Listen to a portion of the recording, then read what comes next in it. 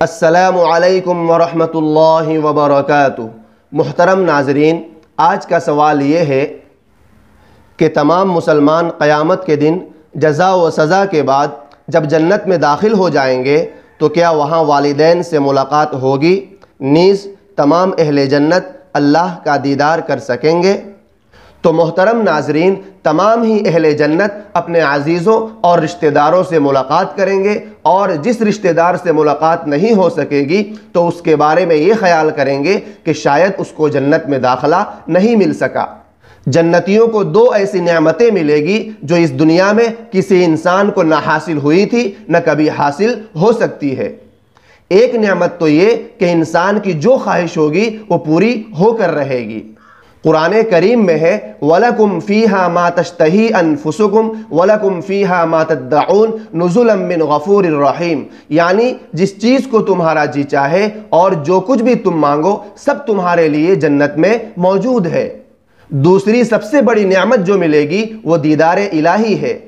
ایک مومن کے لیے اس سے بڑا کوئی اعزاز ہو ہی نہیں سکتا کہ وہ دیدار الہی سے مشرف ہو۔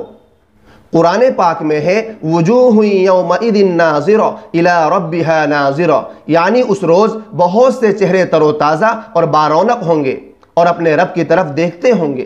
حدیث پاک میں بھی اس کی تفصیل موجود ہے۔ اللہ کے نبی صلی اللہ علیہ وسلم نے ارشاد فرمایا فما اعطوا شیئا احب الیہم من النظرۃ الی ربہم، یعنی دیدار الہی سے زیادہ پسندیدہ کوئی چیز وہاں ان کو نہیں ملے گی۔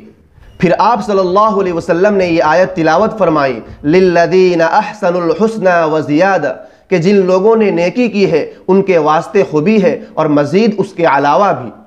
ایک اور حدیث میں اللہ کے نبی صلی اللہ علیہ وسلم نے ارشاد فرمایا اکرمہم علی اللہ عز وجل من ینظر الی وجہہ غدوۃ وعشیہ، یعنی سب سے زیادہ مکرم وہ لوگ ہوں گے جن کو دیدار الہی صبح و شام ہوتا رہے گا۔